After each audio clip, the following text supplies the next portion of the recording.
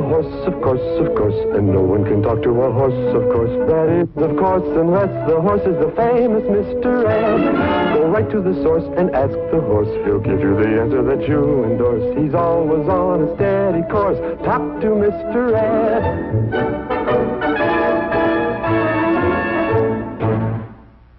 Dip flour, baking powder, and salt together.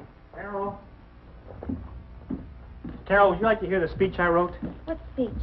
Well, you know, the one I'm giving to the canvassers at the Treadway Iron and Steel Company. Hmm? Mr. Treadway, he wants me to show them how to sell a payroll savings plan to their fellow employees. I'm supposed to talk on the subject of designing your future on account of my being an architect. You get it, designing? I get it. Pretty clever, too. But you're a little out of practice about payroll savings. We haven't bought a savings bonds in a long time.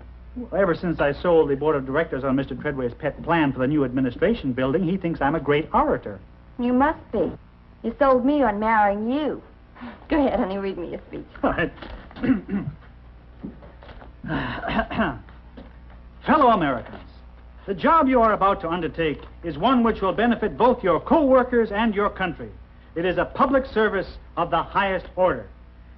You're not listening, Carol. Yes, I am, honey. Go on. Oh. It is a privilege to address you on the importance of the payroll savings plan for the purchase of savings bonds. This plan is a boon to all Americans because, let us be honest, when a man brings home his hard-earned money at the end of the week, what does he do with it? Pour into ungreased pan. He pours it into an ungreased pan. Go ahead, honey. But, and I say this in all sincerity, if the worker will take time to beat his yolks well and add the necessary hot milk and bake in a moderate oven at 330 degrees Fahrenheit, then he will realize the goal of every loyal citizen, the day when he can retire to his own little sponge cake and live happily between two layers. I thank you. What do you think? That sounds wonderful, honey, but don't you think you'd cut it down a little? You mean make it one layer? Hmm? Well, I bet Lincoln's wife wasn't baking a sponge cake when he was trying out his Gettysburg Address on her. What? And if Mrs. Washington didn't help George out with his speech, that farewell address might never have gone beyond the two words, "Goodbye, fellas." Wilbur, what on earth are you talking about? Oh, never mind. I'll just go back to the barn and try my speech out on my horse. Oh, Wilbur, have you called the electrician to have him come and fix a short in our bridge lamp? Yeah, he'll be here right after lunch. Thanks, honey. Carol, would you hear my speech after lunch? Carol? I heard you, darling. The electrician will be here after lunch. Yeah. I hope your sponge cake drops, honey. Thank you, darling. You're welcome.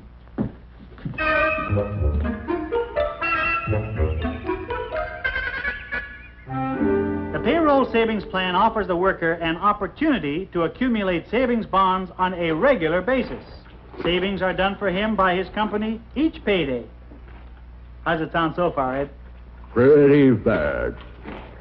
Think you could do any better? If I couldn't, I'd give up talking. What don't you like about the speech, Ed? You don't sound sincere. I don't? How many bonds do you own, Wilbur? You mean savings bonds? We're not talking about watermelons. Well, I don't own any at the present time, Ed. You see, when I went in business for myself, well, I went off my company's payroll savings plan. And you cashed the bonds you had, huh? Yeah. Well, Carol and I needed the cash for a down payment on this house. You would have done the same thing. I doubt it. I'm eccentric. I prefer living in a stable. And I don't have to own savings bonds to be a bond salesman. Besides, I told you, I used to have a lot of savings bonds before I started my own business. And I used to have a lot of hay before I started lunch. What does a horse know about savings bonds? I just know your speech doesn't sound sincere. Well, what can I do about it? Buy bonds. Ed, will you stop nagging? Right now, I just don't have any real need for savings bonds. Okay, but how about the future? You know, someday we'll both want to retire. So what? So, savings bonds are one of the surest, safest ways of saving. You know that? I know. They're backed by the government. You always get what you put in, plus interest. You can't lose. Right, but... No buts about it. And consider these points. Savings bonds are just like cash, meaning they can be redeemed quickly and easily at your bank. Are you finished? Not yet. Savings bonds are also loss-proof, meaning if stolen, lost, or destroyed, your bonds are replaced by the government. Are you finished? Finally, the payroll savings plan is the most painless way of saving ever invented. You never miss those few dollars out of each paycheck because the saving is done for you before you ever see it. Now I'm finished. Nice speech, Ed. Nice speech. Well, anyway, it's sincere. How could it be when you don't have any bonds, wise guy? You mean I don't sound sincere? Of course not. You made that point to me, remember? And what's good for the boss is good for the hoss. Hey. I wonder if they sell savings bonds to horses.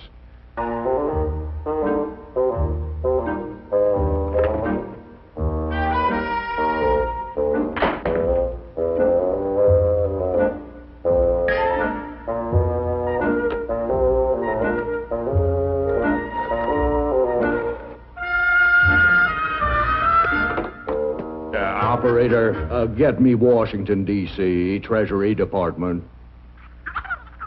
Yeah, I'll pay.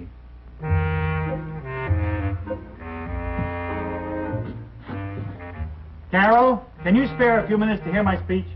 As soon as I put the cake in the oven, honey. Okay.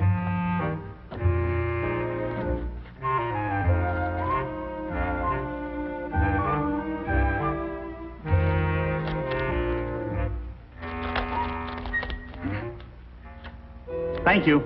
Thank you. Oh, please, not too much. You're spoiling me. No, it is too much. Thank you, thank you. Thank you, thank you. Mr. Chairman, fellow citizens, it is a privilege to address you on the subject of designing your future. Believe me, in building a family's financial plan, just as in building a skyscraper, the foundation is all important. So, when you advise your fellow workers to build that plan around United States savings bonds, you are giving them the best possible advice. Savings bonds are a solid rock of security, a launching pad for those dreams of the future. Oh, hey, that's pretty cute, Mr. Post. I like that launching pad angle. I wish I'd said it. Oh, hi, Mr. Davis. Did you fix the lamp? Oh, don't worry about that. It'll live. Hey, what's with the speech? You going on TV? Well, I'm giving a talk to the payroll savings canvassers at Treadway Iron and Steel. You know, pep them up, inspire them to be good bond salesmen. I got news for you, Mr. Post. Making a speech won't do the job. I know. I was a canvasser myself in the last drive at our shop. You know what you got to do? You got to give them the answers. You got to tell them how to meet objections. Objections? Sure, saving don't come easy to most people. They'll give you 87 excuses for not signing up. So, the canvasser's got to have 88 answers. I'll show you what. Now, look, you be the canvasser, and I'll be the guy in the job, and you try and sign me up. Mr. Davis, I'm paying you by the hour. I can't afford the lecture. All right, forget it. But when you fall flat on your face, remember you heard it here first. Well, maybe you could give me a short course. You know, just tell me the questions. Al, like a guy'll say, I can't afford to save. Very good point. What do I tell him? You tell him, look, Charlie, you can't afford to be sick or off the job either. But it happens, and you better be ready for that kind of an emergency when it comes up with saving bonds in the sock. And then maybe he'll tell you they already got too many deducts off their check. Hey, that's a tough one to answer. For you, but not for me. I say, this is a deduct you take right home with you, only it's in the shape of a bond. This is take-home pay, too, and the only kind that grows. That's what I tell them. When you're canvassing, you got to be a real live wire. Well, that's easy for you. You're an electrician. Yeah. Then they'll tell you, I can save better some other ways. And I say, sure, you can save any way you want. But you'll never find an easier way than this when the saving is done for you before you even get your hands on the money. Bonds are just like cash when you need it. But if you let them lay, they'll keep growing to buy the important things you'll need someday.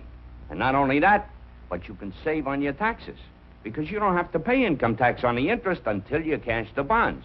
You might even be retired by then, and you won't have much to pay. You know, that's something I didn't know. You mind if I take a few notes? I don't mind if you make a movie out of it. Mr. Post, I got a hunch that you don't know too much about payroll savings. I mean, being a big-shot architect and all, you know. I want you to know, Mr. Davis, that I was in the payroll savings plan myself for many years before I went into business on my own. I know all about it. That's why they picked me to make the speech. Yeah. Well, no offense, Mr. Post, but you sound like a guy just making a speech, you know? No oomph. Oomph? Right. No oomph. Like a guy that maybe isn't using the product himself. You got any bonds? Well, now, that's rather a personal question, Mr. Davis. When I discussed the matter with my horse... Oh, any horse will tell you the same.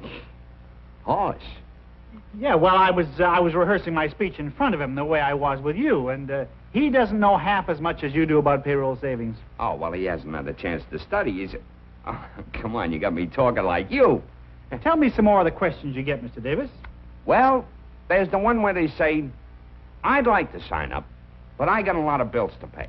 Well, I should think you'd tell them, sign up now, and we'll date the card ahead to whenever you say. How's that? As an electrician, I hate to say this, Mr. Post, but you are now cooking with gas. Well, thank you. I bet between us we'd have them eating out of our hands. I'd do okay, but I hate to say this, Mr. Post. You don't have it here on account of you ain't a payroll saver. You know, folks can always tell.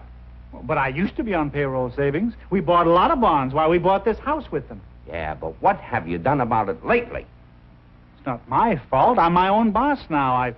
I can't get on payroll savings. Oh, I'm bleeding for you, Mr. Post. I'm bleeding for you. Tell you what, Mr. Post.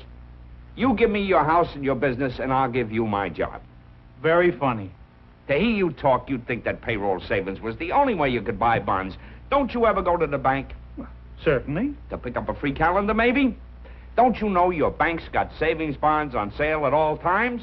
Why, they'd even let you sign up to buy a bond a month automatically out of your checking account. Well, excuse me, Mr. Post.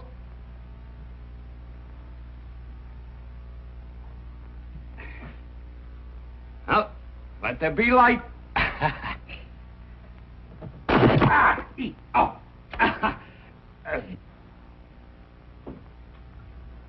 Oh, don't feel too bad. Edison didn't hit it the first time either. Well, like the guys at the office always say, I'm a great bond salesman, but the world's worst electrician. Huh?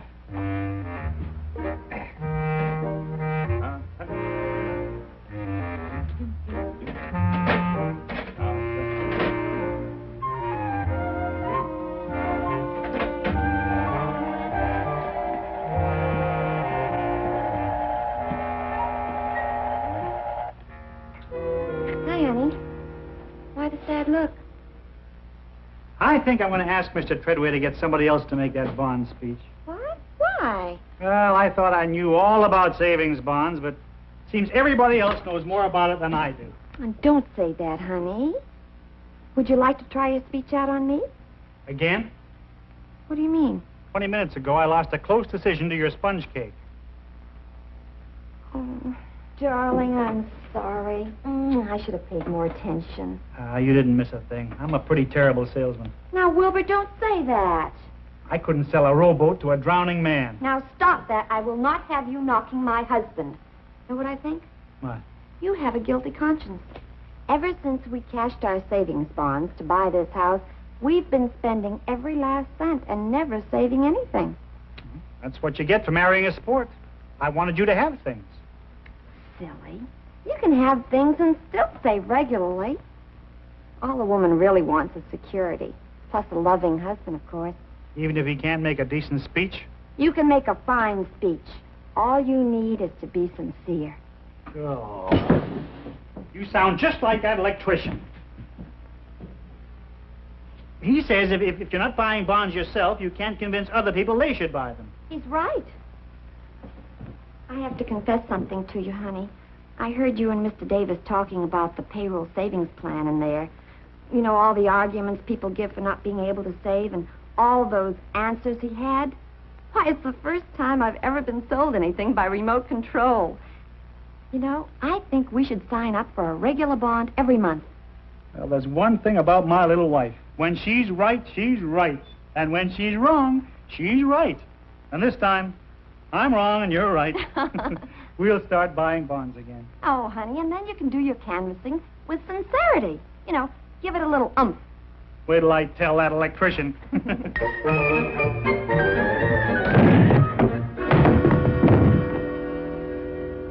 Well, I fixed the light, Mr. Post.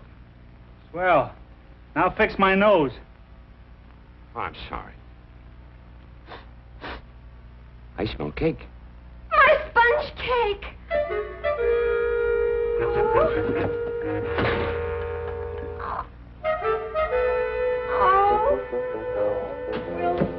look.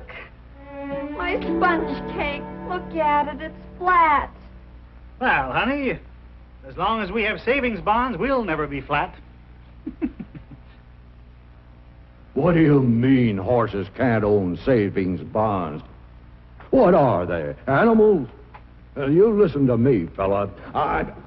Take it easy, Ed. The nerve of that guy. Suppose we horses passed a law that people couldn't ride horses. Ed, listen to me. Horses can't own savings bonds. A cat I could understand. Relax, Ed. Carol and I are going to be buying savings bonds regularly through our bank. And as a member of the family, you will be sharing in the pride of ownership. You feel better now? Yes, sir. But you can't blame me for feeling hurt, Wilbur. After all, horses are human, too. Friends, I hope you enjoyed our special Mr. Ed story for United States Savings Bonds half as much as we enjoyed doing it for you. But now for a minute, I'd like to be myself, Alan Young, to thank you on behalf of the Treasury Department for the important work you are doing as canvassers for the Payroll Savings Plan. And let me remind you that the service you are performing for your co-workers is one they will never forget. We all have a way of remembering the nice things in our lives and the people who were associated with them. Maybe signing somebody up for payroll savings is not quite the same as performing a marriage ceremony or delivering a young couple's first baby, but just the same, learning to save is an important milestone in any family's life.